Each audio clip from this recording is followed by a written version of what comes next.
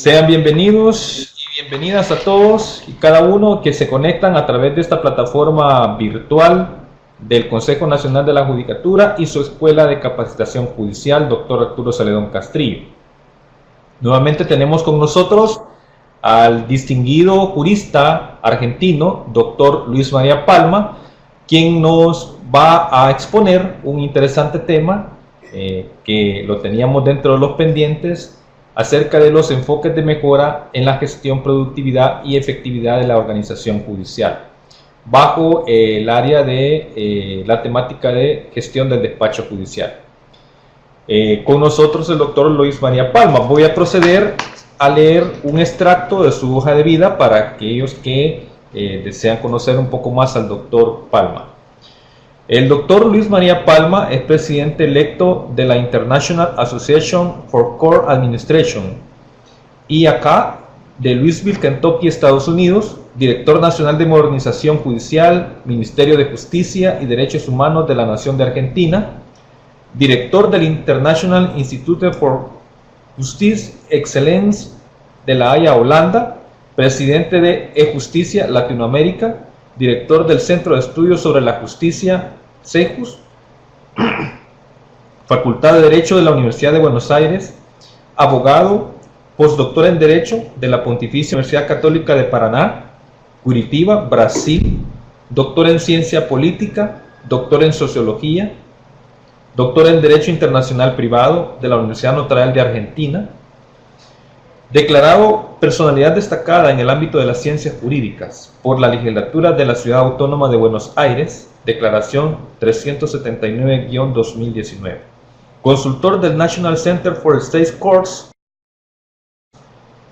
de Williamsburg, Virginia, Estados Unidos, consultor de la Agencia de los Estados Unidos de América para el Desarrollo Internacional, USAID, consultor del Programa de las Naciones Unidas para el Desarrollo, PNUD, consultor del International Legal Assistance Consortium en Washington, D.C., Estados Unidos y Estocolmo, Suecia, editor del International Journal for Court Administration, miembro titular de la Asociación Argentina de Derecho Internacional, miembro del Instituto del Derecho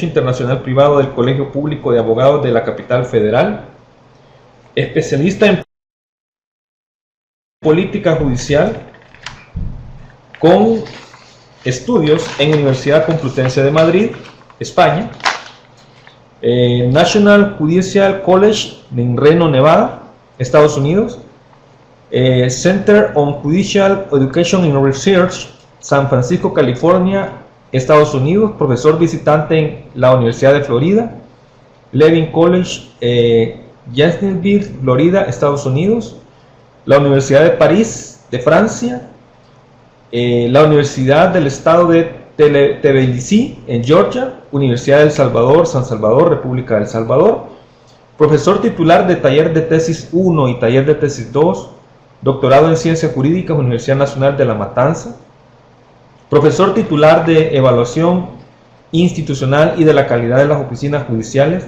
de la Escuela Judicial del Colegio de la Magistratura del Poder Judicial de la Nación, profesor de Gestión y Administración Judicial, cursos válidos para el doctorado, Facultad de Derecho, Universidad de Buenos Aires, profesor de Gestión del Tribunal Justicia y Sociedad, maestría en Magistratura de la UBA, profesor de la Administración del Poder Judicial y la idoneidad gerencial del juez, maestría en Magistratura y Derecho Judicial, Universidad Austral.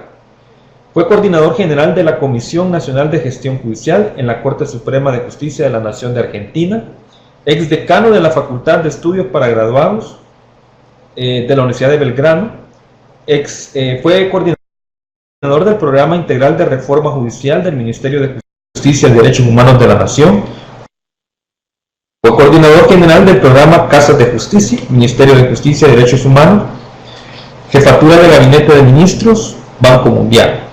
Fue secretario de la Mesa Permanente de Justicia del Diálogo Argentino, autor de publicaciones en materia de política judicial, análisis económico del derecho, ética pública y derecho internacional.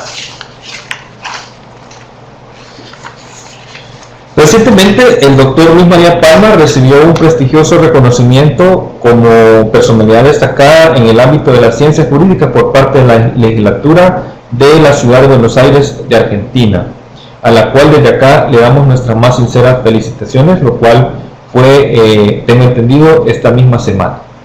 Con ustedes el doctor Luis María Palma, quien nos va a compartir este excelente tema. Está con nosotros el doctor.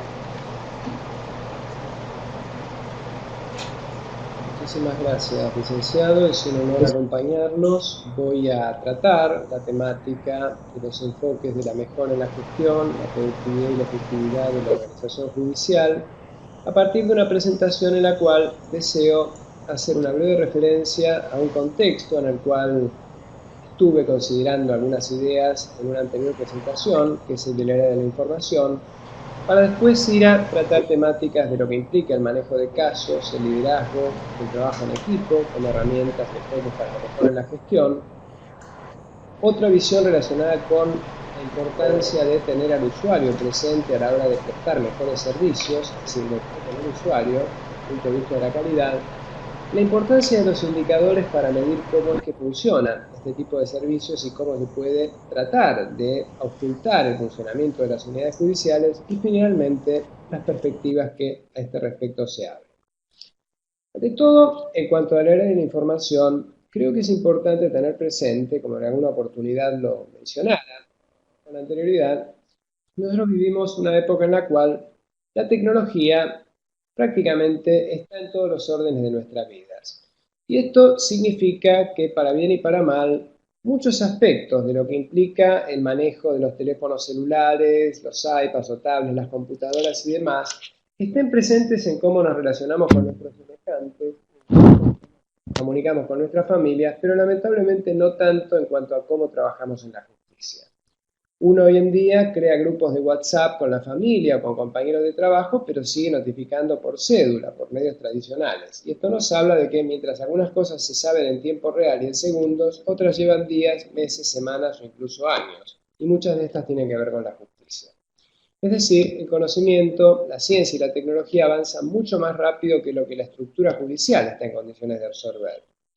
Y esto se añade que hay mucho más trabajo ahora que antes, y no solo más trabajo en la justicia, sino trabajo más complejo, frente a lo cual no se ha hecho posible crecer en la misma medida y con la misma velocidad y complejidad en cuanto al personal que se desempeña en la justicia, ni tampoco en cuanto a los recursos de que se dispone para que este servicio de justicia se preste mejor.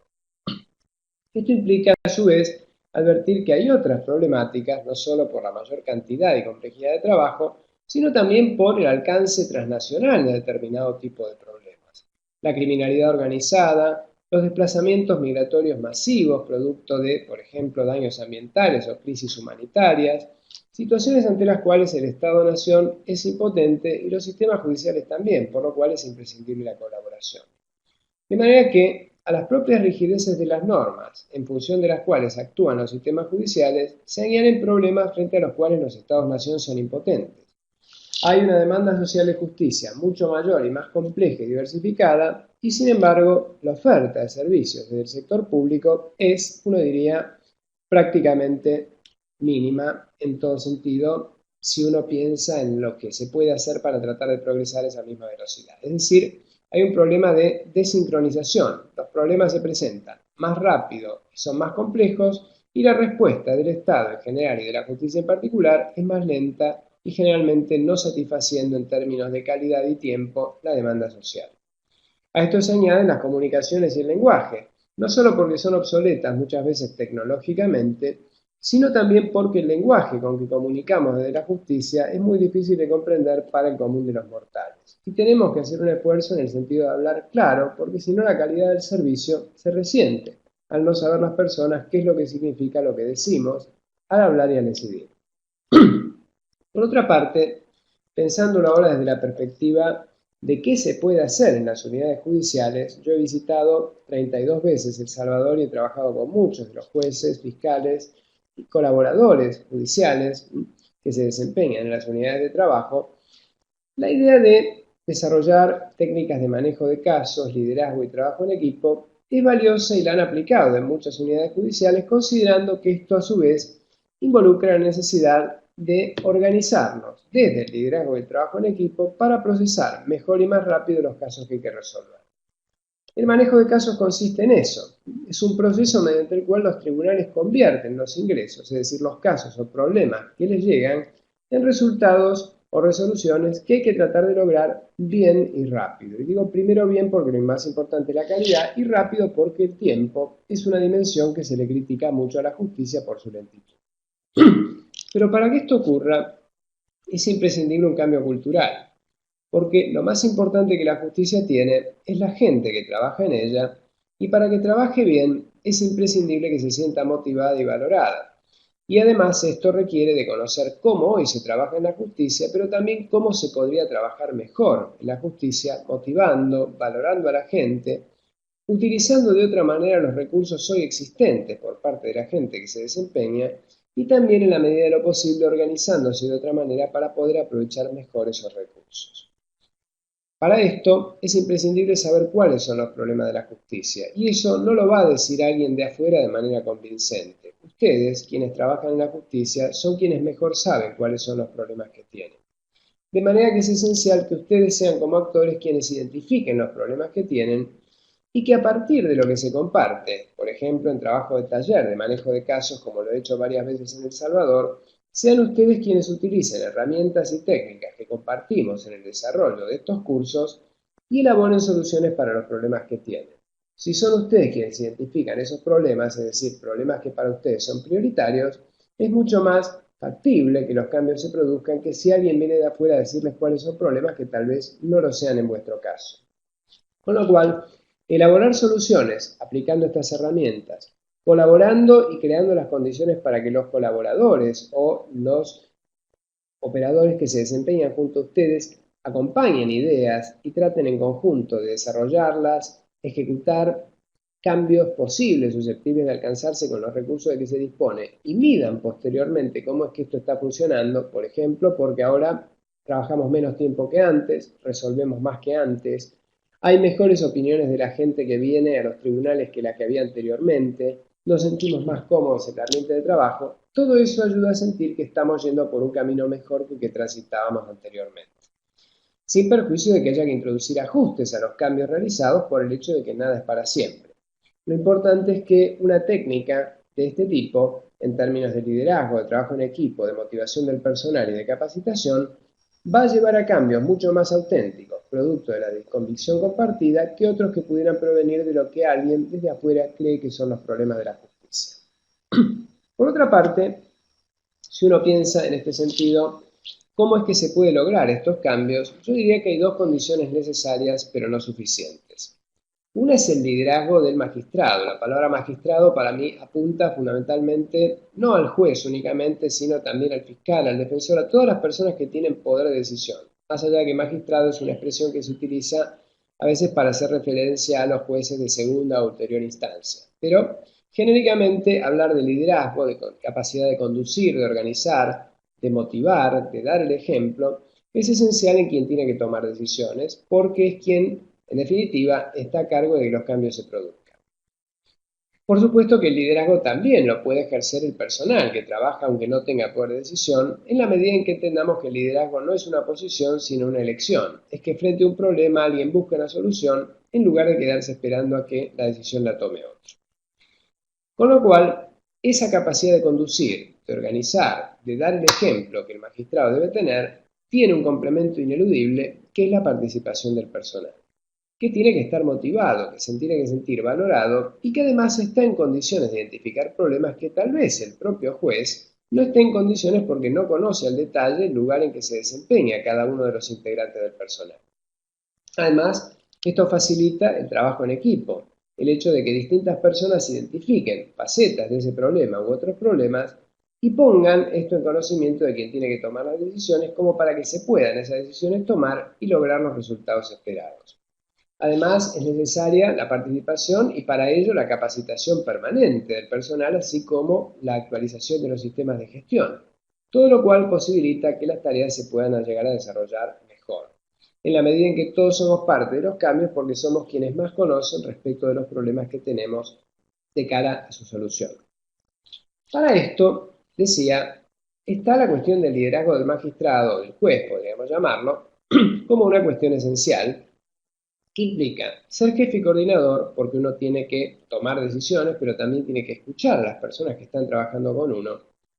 Estar comprometido y demostrar compromiso, que quiere decir que uno se ponga al frente de los cambios, pero que a la vez sea el primero en hacer sacrificios para que estos cambios se puedan producir. Así entonces, por ejemplo, en la prédica con el ejemplo que les comparto de una anécdota que tuve oportunidad de conocer en una provincia argentina llamada Tucumán, en la cual se decidió implementar una experiencia de cambio a través de lo que se llama gestión de calidad en 3 juzgados que fueron creados al efecto de procesar ejecuciones de cobros tributarios, ejecuciones de servicios públicos privatizados, actividades que eran reiterativas, pero que eran una gran cantidad y que tenían muy atrasada la justicia civil de esta jurisdicción a la que me estoy refiriendo. Se decidió entonces crear, a partir de la decisión política de la legislatura, 3 distintos juzgados encargados de procesar estos casos, y cada uno de estos juzgados recibió una carga de trabajo de 18.700 casos para procesar. Se imaginarán que la cantidad es muy grande, con personal reducido porque eran 8 personas que se desempeñaban en cada uno de estos juzgados. Se hizo entonces una medición de los tiempos que de principio a fin llevaba el procesamiento de cada uno de estos casos, y se advirtió que desde que ingresaba la demanda hasta que salía la sentencia, el tiempo total de tramitación era de 243 días.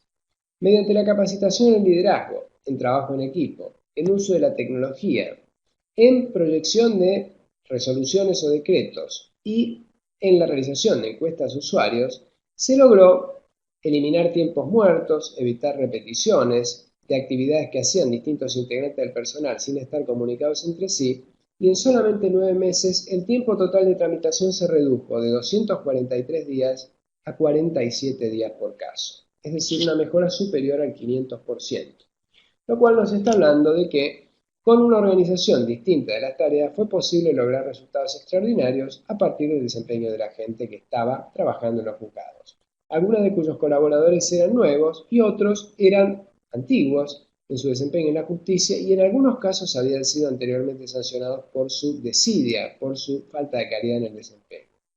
En este caso, organizando el trabajo de otra manera, fue posible lograr que los cambios se percibieran en poco tiempo y que personal anteriormente sancionado por su mal desempeño fuera, en este caso, reconocido por su buen desempeño. Para hacer esto, siendo que en esta jurisdicción que les menciono se trabaja desde las 7 de la mañana a la 1 de la tarde, durante los 3 primeros meses de esta experiencia, que duró 9 meses, se capacitó al personal durante las tardes, es decir, de 13 horas o 1 de la tarde a 7 p.m., y rotativamente por equipos de 2 personas, que cada 2 semanas venían a capacitarse al juzgado por la tarde, mientras trabajaba todo el personal durante la mañana y hasta mediodía. La única persona que estuvo presente en el juzgado durante los 3 meses, mientras el personal se capacitaba rotativamente, fue el juez, con lo cual estaba predicando con el ejemplo, estaba él haciendo un sacrificio y estaba en condiciones de pedirle a otras personas que a su vez lo hicieran. Con lo cual se logró resultados realmente extraordinarios en muy poco tiempo. A lo cual se tenía que añadir que es esencial motivar a que las personas tengan ganas de cambiar y para ello que cada uno sienta que es importante para hacer justicia que yo como juez cuente con la colaboración de las personas que se desempeñan junto a mí. Y esto a su vez implica que cada uno sienta que es importante preguntándole qué problemas tiene y preguntando cómo se puede colaborar para que esos problemas se solucionen. Si a uno le preguntan si uno promueve un cambio determinado y si quien tiene que tomar decisiones las toma, tomando en cuenta lo que la persona que está teniendo el problema o que vive a diario con ese problema le dice, es mucho más factible que logremos que las personas se sientan motivadas que si todo pasa por la decisión de uno solo sin consultar a nadie. Por eso, también a nivel liderazgo es fundamental fomentar las iniciativas. Preguntar a las personas que trabajan con nosotros cómo se les ocurre que podríamos solucionar problemas que especialmente ellas están teniendo, pero que repercuten en la gestión del juzgado. También es importante tratar de delegar todo aquello que se pueda delegar. Delegar no es algo malo en sí mismo, de manera que las personas que puedan cumplir determinada tarea bien, la cumplan sin necesidad de tener yo como juez que estar ocupándome de todo. Además, delegar es un acto de confianza. Yo estoy delegándole una tarea a alguien que podrá hacerla bien, en lugar de ponerme yo a hacer todo lo que tal vez otras personas podrían hacer. Y de esa manera, yo como juez me preservo para hacer aquellas tareas que son indelegables. Es decir, delegar, otorgar facultades y responsabilidades, facilita que las personas se desempeñen sabiendo hacerlo o puedan capacitarse para estar en condiciones de hacerlo y que yo me libere de tareas que de otra manera me quitarían mucho tiempo. Porque, como sabrán ustedes, muchas de las tareas que los jueces hoy en día tienen que hacer en América Latina son burocráticas, son administrativas, no tienen que ver con hacer justicia. Y eso quita mucho tiempo a la tarea de hacer justicia, que es la esencial para la cual el juez ha sido designado. También es conveniente tratar de establecer una política de cada unidad, es decir, intentar, en la medida de lo posible, que se sepa que se está trabajando de determinada manera con la expectativa de atender mejor a la gente que viene a los juzgados o a los tribunales a que le prestemos un servicio. Es importante detectar futuros líderes, o sea, si sabemos de alguien que se desempeña bien, valorarlo, darle espacio para que se desarrolle en el juzgado y para que prosiga su carrera judicial, encarando desafíos cada vez mayores y dándole un espacio para que se desarrolle y reconociendo su buen desempeño. Y también involucrar a otros actores. Si sabemos que hay gente que quiere cambiar en sus juzgados sin pretender darles una clase, pero mostrándoles qué hacemos para desempeñarnos mejor, quizá estemos en camino de que más personas tengan interés en esto y se pregunten por qué las cosas se hacen bien en otro juzgado y no en el de ellas, y en consecuencia tomen contacto con nosotros y traten de cambiar viendo qué estamos haciendo de bueno. Por otra parte, a nivel trabajo en equipo, que es la otra connotación fundamental para lograr este tipo de cambios a que me refería, tenemos que pensar en que es esencial planificar y poner por escrito. O sea, así como se dice que a las palabras se las lleva el viento, es muy importante tratar de poner por escrito los cambios que queremos proyectar. Y con ello, en la medida de lo posible, si tenemos determinados problemas, poner por escrito cuáles son esos problemas, porque de otra manera nos olvidaremos, y pensar nosotros y quienes trabajan con nosotros, cómo podríamos hacer para construir soluciones a esos problemas, quiénes estamos y con los recursos de que disponemos. Es decir, que no dependa todo de contar con más presupuesto, con más juzgados o con más personal. Porque si no nos dan más presupuesto, no crean más juzgados y no nos asignan más personal, no podríamos hacer nada. Y mientras tanto es nuestra calidad de vida lo que sufre. De manera que, aunque tengamos que pedir más personal, más presupuesto, más juzgados, tratemos de ver qué podemos hacer con los recursos de que disponemos a fin de que esto pueda funcionar mejor desde ahora, aunque sea modestamente. Y una clave es poner por escrito qué problemas tengo y hablar con las personas con las cuales trabajo para que ellas identifiquen sus problemas y reunirnos periódicamente para tratar de analizar qué hacer a fin de solucionar esos problemas. También elaborar manuales, como veremos enseguida, un instructivo, un manual, una guía de cómo trabajar, me va a facilitar a mí y a quienes recién se incorporen a trabajar en la justicia tener más información respecto de cómo hacer las cosas mejor. La polifuncionalidad, que todos sepan hacer de todo, es una forma de facilitar los reemplazos cuando una persona por una licencia no está, o se enferma, o tiene que estudiar, o dar un examen, o viajar, y con todo ello estar en condiciones alguna otra persona de reemplazar a esta persona en cumplir esa misma tarea.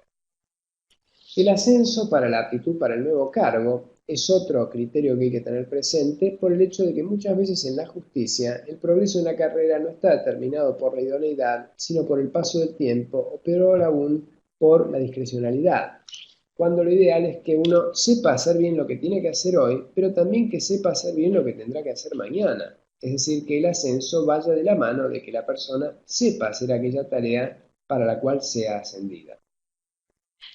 El uso racional y adecuado de la tecnología, porque muchos de los cambios tienen que ver con saber usar la computadora y los programas de uso frecuente, de manera de evitar la reiteración de trabajos que ya han sido hechos y utilizar los modelos que ya existen o en su caso depurarlos y actualizarlos permanentemente. Tener modelos estandarizados de todo aquello que es automático, que ha sido hecho anteriormente, como para saber de esa manera no solo que existen, sino dónde encontrarlos. Y de esta manera facilitar, creando por ejemplo un nomenclador común, que cuando estamos ideando un nuevo modelo o un nuevo modelo de algo que ya existe, sepamos cómo ubicarlo el día en que la persona que lo escribió no se encuentre presente. De ahí que sea bueno tener números de artículos de código para ponerle, por ejemplo, a los modelos o voces determinadas para facilitar la ubicación en la computadora, de manera que no tengamos que escribir de vuelta aquello que ha sido hecho. Otra herramienta que puede ayudar a trabajar en equipo mejor es la de los llamados despachos anticipatorios, o sea, modelos en que se prevé una concentración de actos que de otra manera requerirían de sucesivos actos de notificación independientes. Por ejemplo, pensemos en la designación de un perito, un consultor técnico. Uno a veces lo que hace desde un juzgado es, mediante un auto, un despacho, designar al perito. Pero posteriormente es necesario que el perito acepte el cargo y posteriormente es necesario que se le entregue el expediente y posteriormente es necesario que se le asigne un anticipo de gastos y posteriormente es necesario que presente un informe y posteriormente es necesario que los abogados realicen observaciones a ese informe y que se celebre una audiencia en su caso. Si pensamos que todos estos actos que acabo de decir se pueden concentrar en un solo despacho, en el cual se diga el perito tiene tanto tiempo para aceptar, después de que acepta tiene tanto tiempo para recibir el anticipo de gastos, después de que recibe el anticipo tiene tanto tiempo para retirar el expediente, después de que retire el expediente tiene tanto tiempo para presentar el informe, y una vez que lo presente los abogados tienen tanto tiempo para hacer observaciones e impugnaciones. Con un solo acto de comunicación estamos ahorrándonos una cantidad de notificaciones que lentificarían muchísimo el proceso si no fuera así. De ahí que esta herramienta nos pueda facilitar el desempeño por el hecho de que podemos planificar, más allá del fuero en que nos desempeñemos, una agenda para el desarrollo de la actividad probatoria, por ejemplo, en materia pericial. También es importante que pongamos determinados modelos a disposición de los letrados, de los abogados o licenciados en Derecho en la página web, si es que la tenemos, de manera que en vez de tener que estar presentándonos algo que tal vez sea observado del juzgado y tengan que escribir de vuelta, sepan que hay un modelo determinado conforme al cual, si presentan lo que tengan que presentar, será bien recibido y no habrá correcciones que hacer. Es por otra parte importante realizar encuestas a los usuarios, enseguida voy a referirme a este mismo tema, así como también medir cómo es que nos estamos desempeñando para, en la medida de lo posible, tener algo más que la sensación de que estamos haciendo las cosas de determinada manera. Y también mantener una relación fluida con los abogados y los colegios de abogados, a fin de saber qué problemas hay desde la perspectiva de la profesión y tratar de colaborar para que este tipo de cambios se produzca de manera consensuada. En cuanto al manual de operaciones, les decía, así como es esencial poner por escrito, yo muchas veces en los talleres le pido a la gente que participa que ponga por escrito las dificultades que tiene, elaborar un manual es una tarea colectiva que tenemos que hacer todos quienes trabajamos, por ejemplo, en el juzgado, para lo cual es esencial que inicialmente cumplamos 4 pasos, 4 etapas. La primera es que cada persona que trabaja en el juzgado haga un listado de todas las actividades que tiene que realizar. La segunda es que escriba cómo realiza cada una de esas actividades que ha listado. La tercera es que grafique, por ejemplo, con impresiones de pantalla el sistema de gestión o con fotografías o con un anexo documental en el manual, cómo se realizan gráficamente cada una de esas tareas que ha listado y que ha descrito cómo se realiza. Y en cuarto lugar, que se construya un índice, en el cual figure respecto de cada puesto de trabajo cómo se realiza cada una de esas tareas que han sido listadas y cómo eso se grafica. Si contamos con esa herramienta, es mucho más fácil para nosotros aclararnos dudas cuando estamos trabajando y capacitar a personas que recién llegan a incorporarse a la justicia cuando les toca hacerlo. De otra manera, uno aprende a partir del método de ensayo-error y ese es uno de los grandes defectos que tiene la formación judicial al no encontrarse ningún soporte para poder cumplir las tareas más que las capacidades de observación que la persona que recién llega tiene. Con lo cual, es importante que el manual que elaboremos o la guía de trabajo instructivo esté redactado por todo el personal porque es una obra colectiva y se encuentre disponible tanto en papel como digitalmente. En papel porque cuando yo estoy trabajando se me puede presentar una duda y la computadora puede estar muy lejos o ocupada, de manera que si tengo el papel puedo ir, leer y tal vez aclarar las dudas. Pero también porque puede que una situación determinada que yo deba resolver no cuente con un soporte papel o que no cuente con una contemplación en el manual, en cuyo caso podré anotar al margen del manual en papel qué es lo que me falta tratar, de manera que cuando tenga una reunión podamos colaborativamente, quienes nos desempeñamos en el juzgado, pensar cómo resolver ese problema. Y después actualizar el documento digital de manera que contemple esa situación que originariamente no estaba. Con todo ello, tendremos un documento vivo, un manual cada vez más enriquecido, en el cual estaremos contemplando la cotidianeidad del trabajo judicial y situaciones específicas que oportunamente no hubiéramos contemplado. Para desarrollar este tipo de actividades a nivel de mejora, es esencial que pensemos, quienes trabajamos en el juzgado, en celebrar reuniones de trabajo con una periodicidad, yo diría, semanal. Tener una vez a la semana una reunión al inicio de la semana con el personal es algo muy útil para poder planificar la semana y posteriormente para saber cómo nos fue. Yo diría, no es bueno reunirse todos los días, ni cada 3 meses o cada mucho tiempo. Todos los días porque si uno vive reuniéndose, al final se pregunta cuándo tiene tiempo para trabajar. Debe haber algo que está funcionando mal para que nos tengamos que reunir todos los días o a cada rato. Por otra parte, si lo hago cada más de una semana, 2 semanas, un mes, 3 meses, tampoco es bueno porque uno no se puede acordar de lo que pasó durante un mes, ni mucho más todavía. Así como tampoco podrá planificar lo que pasa dentro de un mes cuando vivimos el día a día. En cambio, tener reuniones una vez a la semana es una periodicidad razonable y uno se acuerda al final de la semana qué es lo que hizo al comienzo de ella. Es mucho más fácil que acordarse de la semana anterior. Pero para que las reuniones sean eficaces es necesario planificarlas. Y esto quiere decir saber dónde se van a hacer una vez a la semana, cuándo se van a hacer, es decir, desde qué hora y hasta qué hora. Que tenga un horario de inicio y de finalización y que también haya un listado de temas que vayan a ser tratados durante esa reunión, de manera que todos estemos en condiciones de ir preparados para la reunión y en su caso llevar la documentación que se necesite. Todo esto nos facilita seguir el pulso de la gestión cotidianamente y al final de la semana hacer, diríamos, una verificación, un chequeo de cuánto hicimos y cuánto no. De manera que cuando tengamos la próxima reunión no tratemos los mismos temas que en la reunión anterior, sino que esto signifique una evolución a partir de la cual sentimos que vamos avanzando. También hay reuniones fuera del ámbito de trabajo y del horario de trabajo, pero esas reuniones son para tratar cualquier tema que no sea el trabajo. Es decir, para tener una vida social. Pensemos que las personas con las cuales trabajamos son gente a la cual vemos por lo menos despiertos, a veces más tiempo que a nuestra propia familia. Por lo cual es importante que podamos tener una camaradería, un buen trato, si es posible una amistad, mejor todavía. Y que todo esto nos ayude a sobrellevar mejor el trabajo cotidiano. Incluso durante estas reuniones fuera del ámbito de trabajo, por ejemplo, para ver un espectáculo, para comer después de que terminamos un caso complejo, o para mirar un partido de fútbol o de lo que fuere, de béisbol, o para celebrar después de que terminamos el tratamiento de una situación complicada, que todo eso nos sirva para relajarnos, para de alguna manera también conocernos un poco más, incluso detectar afinidades que tengamos con gente con que no lo sabíamos, y que todo eso nos ayude a desempeñarnos mejor, pero fundamentalmente a tener una mejor calidad de vida dentro y fuera del trabajo.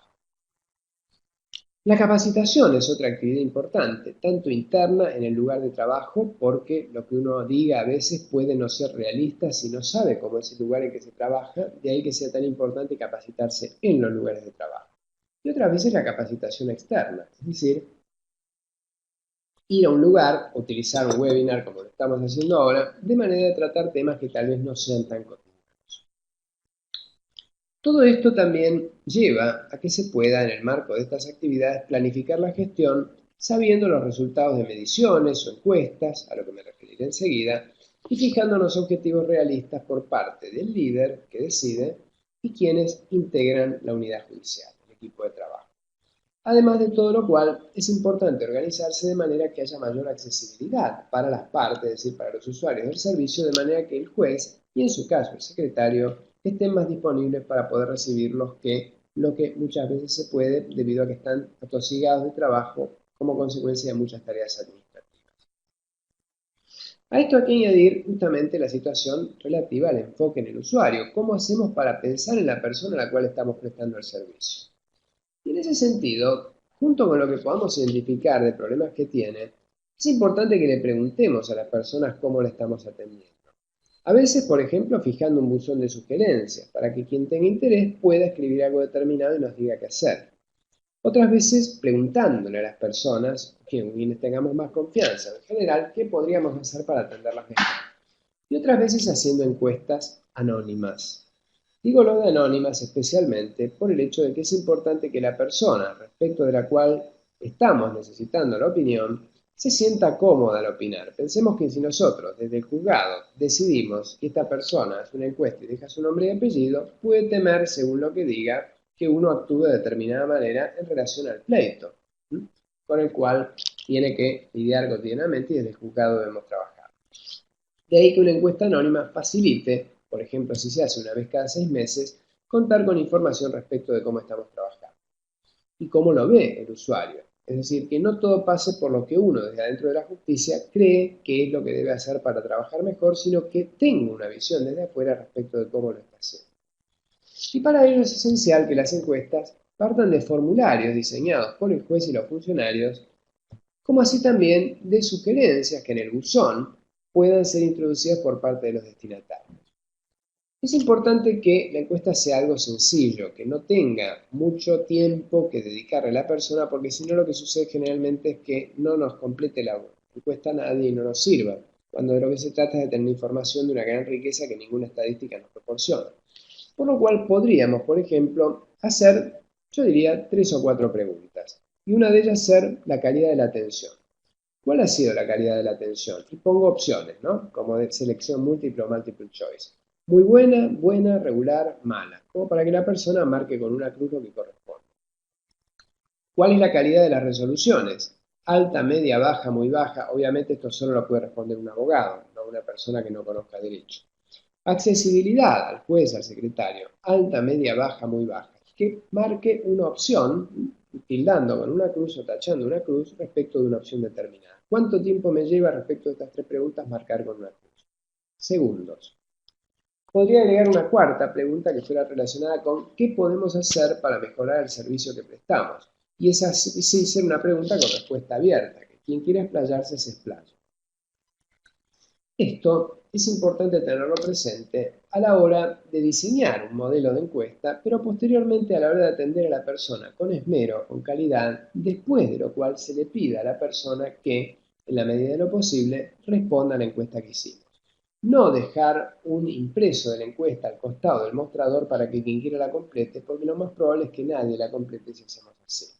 En cambio, si atendemos a la persona con calidad, con esmero y después le pedimos que la complete, quizá la respuesta sea otra y nos dé la información que necesitamos. A esto hay que añadir que es necesario analizar estadísticamente los resultados, la información que nosotros obtenemos de esas encuestas y en función de todo esto determinar objetivos que sean realistas. Entonces yo no me puedo plantear, sin saber dónde estoy parado, a dónde puedo querer ir. De ahí que sea importante conocer la opinión de los usuarios, así como también, en su caso, tener algún tipo de información adicional que es la que surge respecto de las estadísticas. En ese sentido, una referencia muy breve que hago a este respecto, que no es tanto desde estadísticas, sino de la importancia de las mediciones, porque esto no es un webinario sobre estadísticas, pero ¿por qué puede ser útil contar con estas herramientas? Pensemos que las estadísticas en general son algo que tal vez no utilicemos mucho para planificar la gestión, pero tienen una gran importancia porque nos dicen, ni más ni menos, qué tipo de problemas tenemos que resolver. En función de eso se podría tomar decisiones respecto de cómo organizarnos, el personal y los recursos de que disponemos para poder enfocarnos a la solución de esos problemas que las estadísticas nos dicen que nos ingresan. Tomemos por ejemplo un caso hipotético. Pensemos en un juzgado en el cual hay, diríamos, una determinada situación. Y voy a medir cuánto se resuelve, cuánto se revoca y cuánto se anula. Me encuentro con que en ese juzgado hipotético, en un año se resuelve todo lo que ingresa. Y esto se calcula a través de lo que se llama tasa de resolución, en que se divide la totalidad de las resoluciones por la totalidad de los ingresos. Supongamos que en un año en este juzgado se resolviera todo lo que ingresa. Ya sé que no ocurre casi nunca, pero supongamos que pudiera ocurrir. Le ingresan 1000 casos en un año, resuelve 1000. 1000 dividido 1000 da 1, quiere decir que en un año tenemos la totalidad resuelta y no hay congestión para el año que viene. Más allá de que esto pueda no ocurrir nunca en la realidad, pero podría ocurrir. Ese es un dato cuantitativo.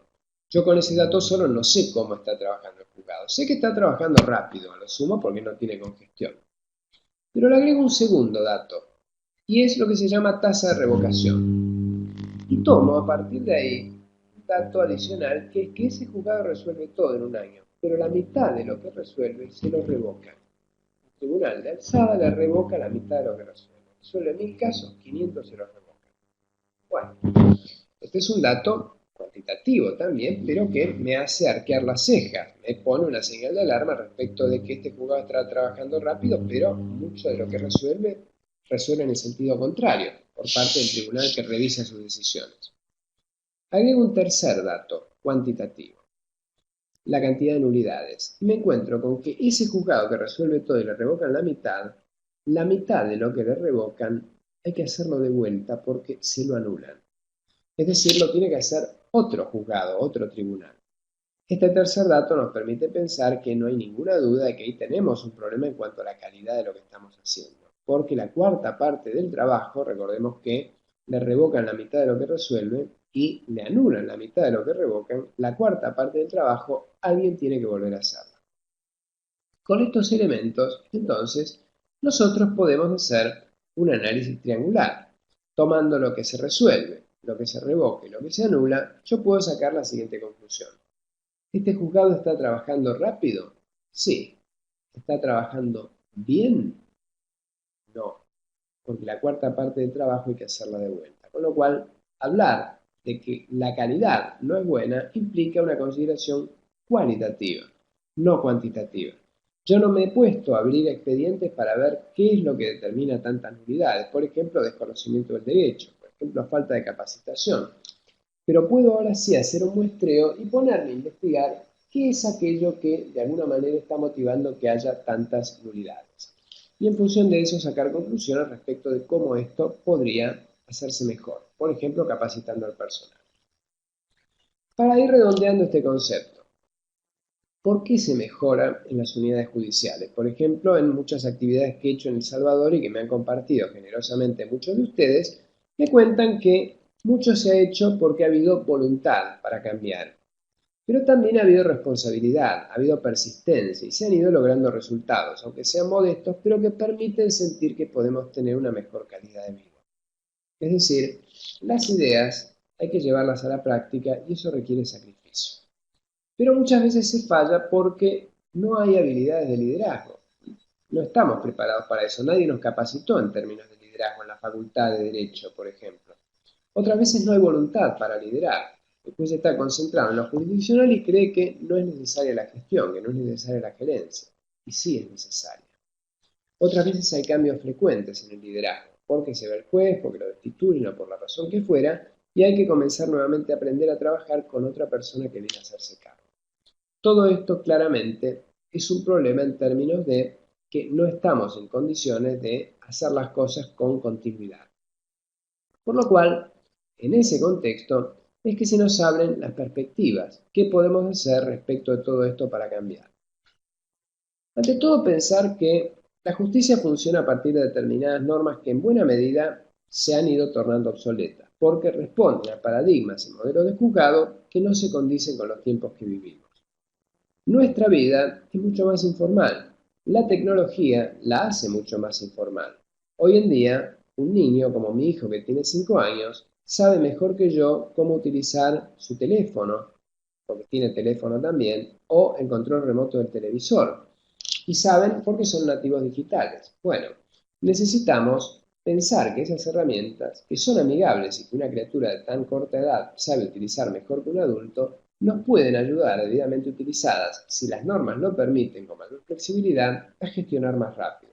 Por ejemplo, creando grupos de WhatsApp, notificando por otros medios más ágiles que los medios escritos que seguimos utilizando, con todas las dificultades y el costo y los riesgos que muchas veces representa para quien tiene que notificar ir a determinados lugares. De manera que se va a ir avanzando hacia una mayor flexibilidad y menor burocracia en cuanto a cómo la justicia funciona de la mano de estos recursos tecnológicos que podrán hacer que cada vez menos público vaya a los juzgados, independientemente de que esto tal vez nos parezca todavía lejano. También se avanza hacia la creación de grupos de mejora, de talleres en que más gente comparte experiencias respecto de cómo se puede trabajar mejor o cómo se está trabajando mejor. De manera que más gente sepa qué otros están haciendo para poder trabajar mejor y que lo apliquen estos otros que recién se enteran en sus propias unidades de trabajo. También tener en claro en la perspectiva que nada es para siempre, es decir, que este tipo de cambios no van a ser definitivos. Quizá la tecnología, más que quizá seguro, sigue evolucionando y lo que hoy en día usamos como tecnología se torna obsoleto. Pero en la medida en que vayamos logrando cambios, aunque sean modestos, esto nos permita sentir que son posibles esos cambios y que logramos sentirnos mejor y, entre otras cosas, trabajar menos tiempo que antes. Y eso nos significa una ganancia en calidad de vida para nosotros y para nuestra familia.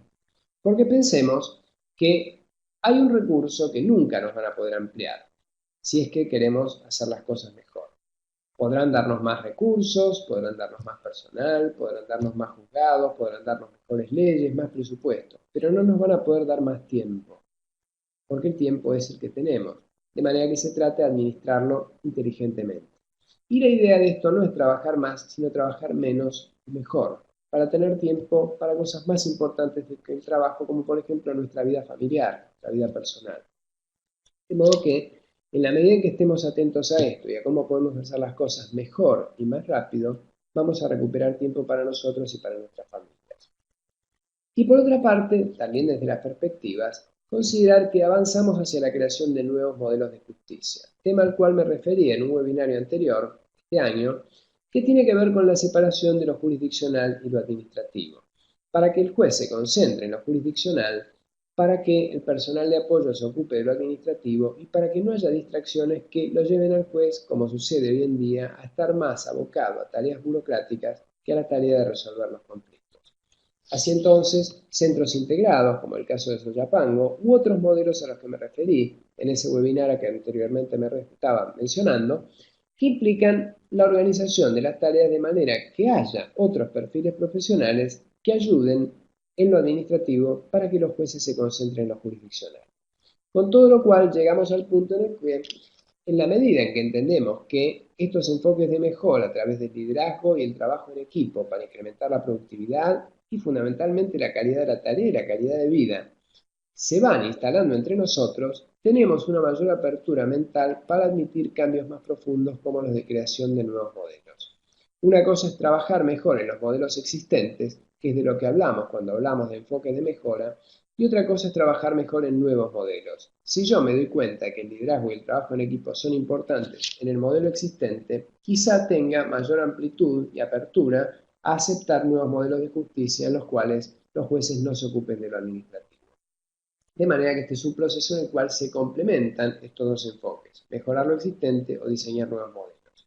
Porque, en este sentido, se trata de entender que, así como nada es para siempre, la mejora continua, la búsqueda de una mejor calidad en el servicio de justicia, es algo así como una rueda que no se detiene. Se trata de ir haciendo las cosas mejor para tener una mejor calidad de vida dentro y fuera de los lugares de trabajo, de administrar mejor con el personal que somos, los recursos de que disponemos y de tener una mejor calidad de vida nosotros y quienes vienen a los